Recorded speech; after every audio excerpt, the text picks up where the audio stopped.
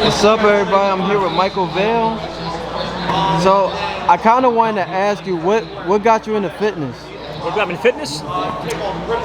Skinny little kid that got picked on by some of the neighborhood kids. Almost got beat up a bunch of times when I was young, and I said, I got to be able to defend myself. So I got into working out when I was in junior high and high school, and then mostly for athletics. I played football in high school and also ran track in high school and college. So okay, that's what got my start.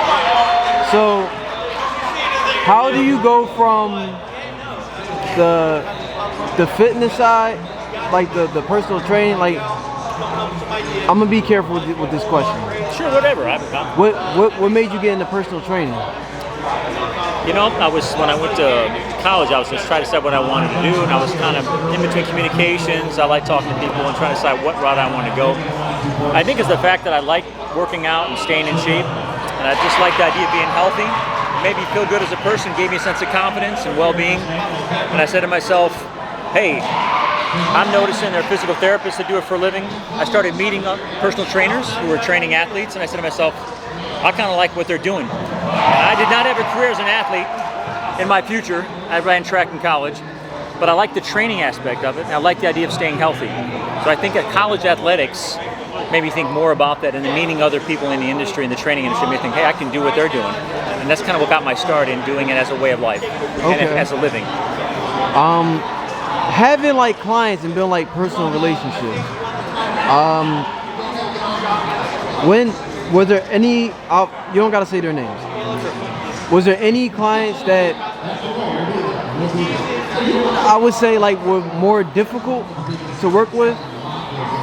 Yeah, I mean, you meet all walks of life, young and old, people who are dedicated and who are not so dedicated. And the challenge is really trying to get people to have realistic expectations based on their ability to be dedicated to what I ask them to do. And getting people to train really hard when I'm with them during that hour, that's not been the hard part. It's the 23 hours they're not with me during the day, when they're eating and not following the diet plan. That's one of the most challenging things and most difficult, is getting people to eat right and understanding how important that is to getting the results that they want. So, that answer your question? I'm not sure that is. I think so. I know. We're going to get to the biggest. So how did you? I know a lot of people is not going to ask you this, and I know you're probably going to get this question now. Sure. So from you personal training and going back to the clients, how did you build a relationship? Well, an actual relationship with it's out of two guys. I don't know which part of the timeline you want to. Which one? Oh my God! Which one you want to bring up? How did you come across training Wayne Brady? I like that. How did I come across Wayne Brady opportunity? Wayne Brady, there's a guy named Jim Stepani who's big in the fitness world. And I connected him because he handled all the nutrition for a client of mine named Chris Pine, the actor Chris Pine, who played, he was on Star Trek Into Darkness, Jerry Ryan, very famous actor. I worked with him for a couple of film projects, getting him in shape. And the dietitian for him, he had a team of people, was a guy named Jim Stepani. He's very famous in the fitness world. And after we had a really good successful run with Chris, Jim and I built a relationship. He called me and said, hey, we're doing a Wayne Brady makeover for this magazine for the Vitamin Shop. There's a retail store nationwide called the Vitamins, I think it's called the Vitamin Shop, Vitamin Store. Anyways, do you want to be a part of it? I said, sure. So they hired me to be Wayne Brady's trainer to do his makeover. And so we worked together for a summer getting him in shape. So that's how I met Wayne. Okay. So going back. You've done your homework. Yeah, you did. Wayne Brady, not a lot of people know that. Going back to the previous story, how did you build a relationship with Chris Pine? I walked into a gym called Wild Card Gym, Freddie Roach, very famous gym out of Hollywood. I walked in, knew nobody, and asked Freddie to work with fighters. Manny Pacquiao, very famous fighters, came out of there. So I got a chance to work with Amir Khan and Paulie Malignaggi and Andy Ruiz, heavyweight champion at one point. And Chris happened to show up at the gym one day and saw me working with some of these fighters. And he was a friend of a yoga instructor there who worked with athletes. And she got me an opportunity because he saw me working with fighters, and he wanted to work with someone who had athletic background, who trained athletes for the Jack Ryan movie. I'm sorry, for the Star Trek Into Darkness movie. And so she contacted me and said, hey, come meet Chris at his house, tell him about your ideas, what you want to do, his training, take him through a session, see if he likes you. So I drove up to Chris's house in, I think, Los Feliz, where he lives, up in the hills. Beautiful home, great property. And he interviewed me for an hour and said, we don't need to train. I'll get back to you and let you know. And then a couple days later, he hired me. Okay. So that's the connection to Chris Pine. Okay. So training, like, these are good questions. I've not been asked these questions by anybody. This is good. That's good stuff. You've done your homework. So training celebrity. Now, what's the biggest difference between? I know you treat them around the same, like obviously fair and what's the difference between training celebrities versus training like a non-public figure? Yeah. A couple of things. There's a lot more pressure when it comes to training a celebrity for a couple of reasons. When I was training Chris Pine, before, I'll give him as an example, because he's probably one of the biggest celebrities next to Wayne Brady that I work with. I'll use Chris Pine as an example. The budget on that movie was massive. And we literally sat down with the team. And they said, the team of people that are putting that movie together, and I was in that room, and they said to the team, I'm one of the team, and they got a chiropractor, a trainer, a dietitian, everything. Every day that Chris Pine misses is very expensive, right? So don't injure him. Okay. Train him hard, get him in shape, but be very careful. Because I guess there must have been some actors who possibly get injured by very aggressive trainers. So the challenge for me was to get Chris in shape, keep him in shape, but not push him so far that we could hurt him or injure him or fatigue him or work him so hard that he can't, do things necessary. So that was one of the biggest things to make sure. Chris never complained. The guy worked hard for me. Chris Pine was a great guy to work with. We got great results. But to answer your question, there's much more pressure, I think, when there's a lot of expectations and you're shooting a movie for like 3 or 4 months and you got to keep them in shape throughout all that process and not wear them out and not do all the things that could hold them back from doing what their job is, acting. Okay. Now, how did you go from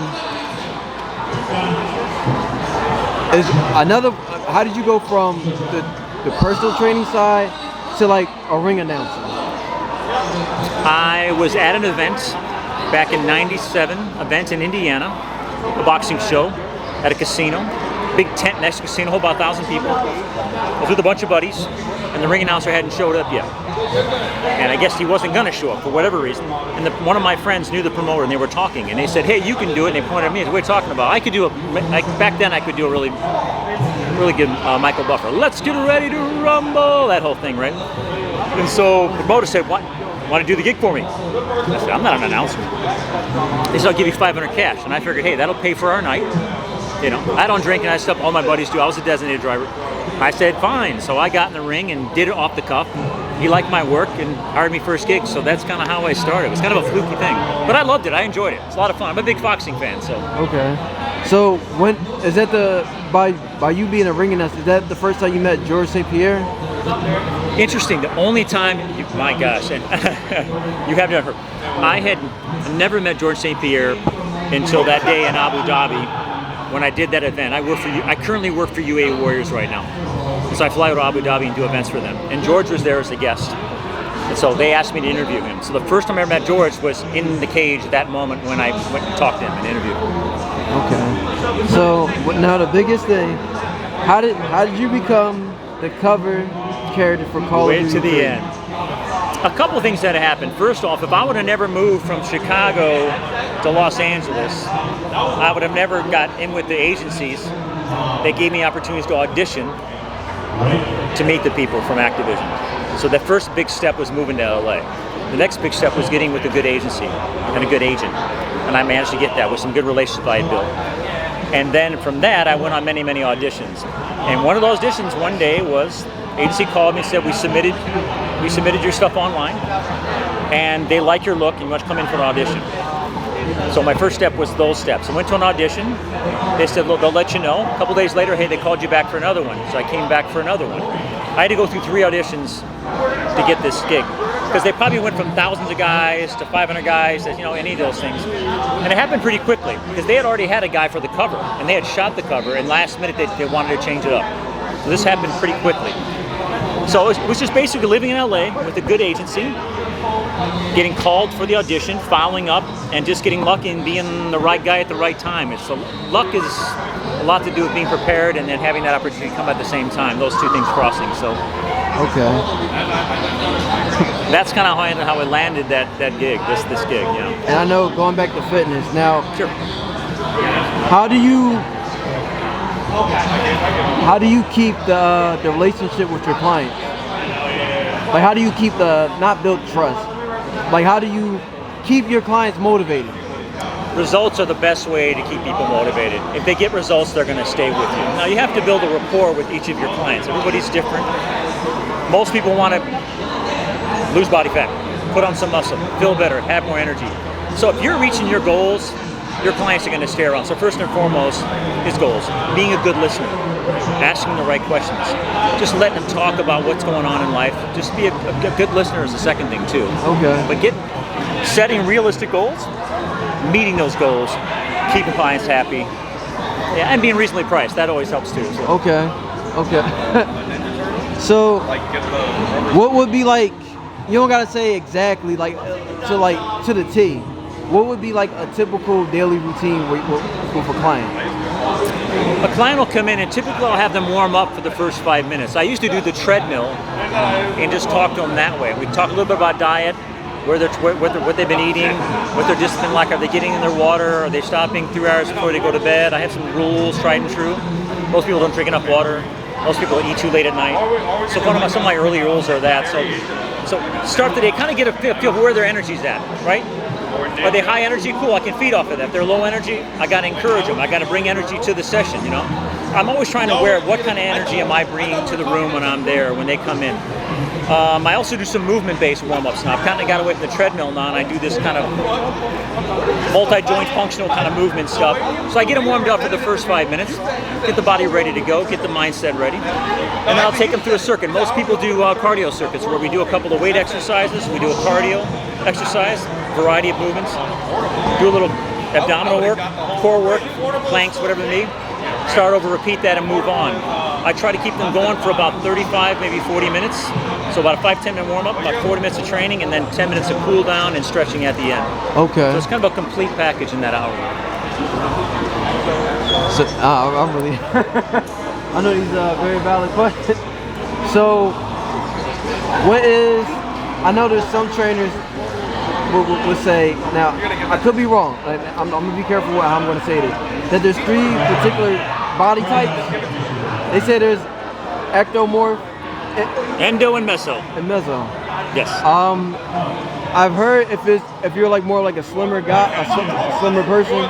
Yes. I think that's ecto. I haven't looked at it in a long time. I think that's ecto. Meso is muscle, endo is more body fat, pear-shaped, yes. If you got less, how do I say? If you have less muscle, you would actually have to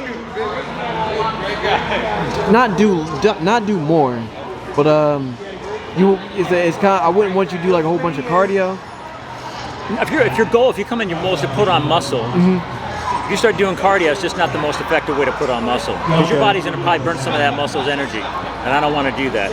So I'm probably not going to put you in a cardio routine by any means. And if you're more like an endo, muscle hypertrophy, I wanted you to break down tissue and grow and do weight training mostly. So yeah, if you're naturally ecto, you're a hard gainer. You don't have a lot of body fat, you're lean, but you have a hard time putting on muscle. I'm not going to have you getting on a treadmill for that reason, right? You would have to would you make your client eat more calories? Have more calories? I'm so loud behind me. I'm on that. Would you have your client have more calories? Absolutely. You got to increase your calories because they're burning. There's no more fat left, so they're burning their muscle as energy, whatever's left. So yeah, actually and good calories, good food, good nutrient-dense food, not just calorie for calories sake. I know some people believe that. Those calories need to be good calories that are going to feed your body the nutrients it needs for growth. And if you're like more on the plumper side, calorie restriction. Now, is it true that like if you're bigger, like if you're like more like endo, that's endo. It's easier for them to build muscle. Is that true? I wouldn't say it's easier, no, but easier as opposed to what? Like it'll be. I'm only going through high school. I'm only going through me through. I'm not gonna say their names. There's 3 guys that are a little bit more like a little more bigger. You're gonna say a little more Round in the bigger. middle. Yeah, Round in the middle. round in the middle. Yelling behind me, sorry. But they were able to like lift the weights a little more easier than someone like me. Yes, they're going to put on some bulk Okay. because they're naturally got a little more size in that way. So yeah, depending, are they endo-meso? Is there some muscle under that fat you can't see as well? So it depends on where their genetics are a combination with. For most people, muscles it's harder than you think to put muscle on. You got to work hard at it. You got to eat right. You got to feed the machine. You got to muscle. It takes work to get where you want to be for most. Now mesomorphs can push things around, a couple of weights, and they put on. But very few people are mesomorphic. That's a small percentage of pure mesomorph. When did your son found out you was on the cover of Call of Duty? When they were little, I took them. We would go to GameStop, and I would show them the cover. Hey, look, Dad's on a Call of Duty 3, and they think it's cool, right? And then they went to a phase where he didn't think about it. And then my young son, Brecken, last year, he's 12, found the poster and asked if it was me. He's like, Dad, is that you? I said, yeah. What do you tell me? And I said, I did tell you when you were little. And he's kind of, I can't really remember, right? I was like, I'm gonna tell my friends, can we do like a TikTok? And I was like, I don't want to do that. And then I finally did. I didn't mind, she started a TikTok account. We did this post. He got to show all his friends, kind of brag about it. And it got like 300-some thousand views, right? And she goes, hey, why don't we do some more of this? And maybe you should do a comic convention. I said, I don't know, what is that? And he's telling me about it. So we shot a couple more things, and it got little likes. And then holidays came, Thanksgiving, Christmas, New Year's, birthdays, let it go. And then we found a helmet. I posted that on a TikTok. Found the helmet at my parents' house. And he said, we got to do another post. So I put the helmet on, did a post, and it got 1.5 million views. And that's why I'm here. Because it piqued my son and I's interest in doing comic conventions. By the way, he's my agent. He's 13 now. He gets 20% of the profits. And we're kind of using it as kind of a way for him to learn entrepreneurship and a relationship that we build. So he's excited to see me here. Both my sons are. But my 13-year-old has a unique interest because he's in a little money from this. So we've been sending out emails and reaching out. And this is the first one. Liberty Comic Con was the first one to reach out to me. And so I'm here. And that's why I'm here. So. Okay. Yeah. So where can people find you at? You can find me at my Instagram, Lawrence Michael Vale, and at TikTok, Lawrence M. Vale. So Lawrence Michael Vale at Instagram. I'm really active on Instagram. I'm starting to pick up TikTok a little bit. TikTok has been mostly just for this kind of just promotional purposes for the Call of Duty thing. I've done a couple of ring announcing things on there as well. But most of my life, which is I do a little modeling, personal training, as you know, ring announcing, and now this whole, I plan on doing more conventions for sure. The fans have been fantastic. They've given me really good feedback. I enjoy interaction, talking and meeting with people. So, but yeah, those are the two places you can find me. Okay. So. Well, thank you so much, my friend. And what's your name again? My name is Joe. Joe, just call you Joe. Yeah. Joe's an awesome guy. He came here and talked to me, and he's interviewing me, and I really appreciate meeting you, Joe, and it's been a good time. Thank you for this time. Thank you. Appreciate it.